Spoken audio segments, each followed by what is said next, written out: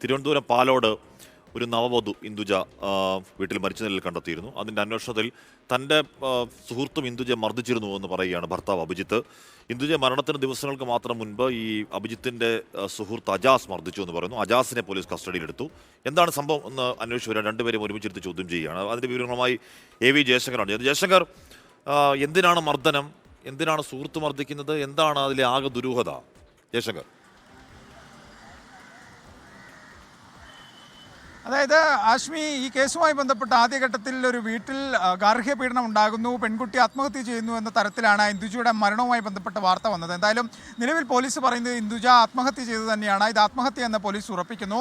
അപ്പോഴും ഈ മരണവുമായി ബന്ധപ്പെട്ട്, ഈ ആത്മഹത്യയുമായി ബന്ധപ്പെട്ട് വലിയ ദുരൂഹതകളാണ് പോലീസിന് മുന്നിൽ നിൽക്കുന്നത്. ഇന്ദുജ ഇവിടെ ഫോണും മറ്റും പരിശോധിക്കുമ്പോൾ ഇതിലുള്ള ഡാറ്റകളെല്ലാം ക്ലിയർ ആണ്. അഭിജിത്തിനെ ചോദ്യം ചെയ്യുമ്പോൾ മർദ്ദിച്ചത് താനല്ല, സുഹൃത്ത് അജാസ് ആണെന്നാണ് അഭിജിത്ത് പോലീസിന് നൽകിയിരിക്കുന്ന മൊഴി. മരണത്തിന് 3 ദിവസം മുമ്പ് അജാസ് വാഹനത്തിൽ കൊണ്ടുപോയി മർദ്ദിച്ചതാണെന്ന് ഈ അഭിജിത്ത് മൊഴി നൽകുന്നു. അങ്ങനെ ആകെ മൊത്തത്തിൽ ആശയക്കുഴപ്പമാണ്. അജാസിൻ്റെ ഫോൺ എടുത്തു നോക്കുമ്പോൾ ഈ ഇന്ദുജയുമായി അടുത്ത ബന്ധമുള്ള തരത്തിലുള്ള ചാറ്റുകളും വിവരങ്ങളും ഉണ്ട്. ഈ അജാസിൻ്റെ ഫോണും ഭാഗികമായി ഫോർമാറ്റ് ചെയ്യപ്പെട്ട അവസ്ഥയിലാണ്. ഈ അഭിജിത്തും എൻ്റെ അറിവോട് തന്നെയാണ് ഈ അജാസ് ഇന്ദുജയുമായി ബന്ധം സ്ഥാപിച്ചെന്ന തരത്തിലുള്ള ചില വിവരങ്ങളും പോലീസിൻ്റെ പക്കലുണ്ട്. ഇവരുടെ വിവാഹം രജിസ്റ്റർ ചെയ്യപ്പെട്ടിരുന്നില്ല. അങ്ങനെ വിവാഹം രജിസ്റ്റർ ചെയ്യാതെ പതിയെ ഈ ഇന്ദുജയെ ഒഴിവാക്കാനുള്ളൊരു പദ്ധതി അഭിജിത്തും അജാസും കൂടി ചേർന്ന് ആലോചിച്ചു എന്നൊക്കെ ഉള്ള തരത്തിലുള്ള വിവരങ്ങളൊക്കെ പോലീസിൻ്റെ പക്കലുണ്ട്. അങ്ങനെ പോലീസ് സമഗ്രമായി അന്വേഷിക്കുന്നുണ്ട്. അതിനുശേഷം മാത്രമായിരിക്കും ദുരൂഹ മരണത്തിനടുത്ത് FIR-ൽ കൂടുതൽ വകുപ്പുകൾ കൂട്ടിച്ചേർക്കുകയും ആരെങ്കിലും പ്രതി ചേർക്കണമോ എന്ന കാര്യത്തിൽ പോലീസ് തീരുമാനമെടുക്കുക. നിലവിൽ അജാസും അഭിജിത്തും പോലീസ് കസ്റ്റഡിയിലാണ്. ഇവരെ രണ്ടുപേരെയും ഒരുമിച്ചിരുത്തി ചോദ്യം ചെയ്തുകൊണ്ടിരിക്കുകയാണ്. ഇവർ പോലീസിനോട് പറയുന്ന മൊഴികളിൽ ഒരുപാട് അവ്യക്തതയുണ്ടെന്നാണ് പോലീസ് പറയുന്നത്. അഭിജിത്ത് പറയുന്നു അജാസ് മർദ്ദിച്ചെന്ന്, അജാസ് പറയുന്നു തനിക്ക് ഈ കാര്യങ്ങളുമായിട്ട് ഒരു തരത്തിലുള്ള ബന്ധവുമില്ല, സുഹൃത്തായിരുന്നു ഇന്ദുജ, അതിനപ്പുറത്തേക്ക് ബന്ധങ്ങളില്ല എന്ന് പറയുന്നു.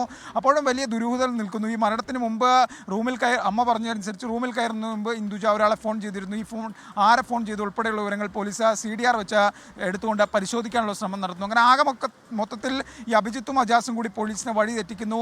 ഒരു ഗാർഹിക പീഡനം മൂലമുണ്ടായ ആത്മഹത്യ എന്ന തരത്തിൽ ആദ്യഘട്ടത്തിൽ പുറത്തു വന്ന വാർത്തകൾ, ഇന്ദുജയുടെ കുടുംബം ആരോപണങ്ങൾ ഉന്നയിച്ചൊരു വാർത്ത, അതിൽ കൂടുതൽ ഡെവലപ്മെൻറ്റുകൾ ഉണ്ടാകുന്നു. അത് മറ്റൊരു തലത്തിലേക്ക് പോകുന്നു. ഒരു ആസൂത്രിതമായ ഒരു പെൺകുട്ടി ഒഴിവാക്കാൻ ശ്രമിക്കുകയും ഇതെല്ലാം തിരിച്ചറിഞ്ഞ ആ പെൺകുട്ടി ജീവിതം അവസാനിപ്പിക്കുന്ന ഒരു ഘട്ടത്തിലേക്ക് പോകുന്നു.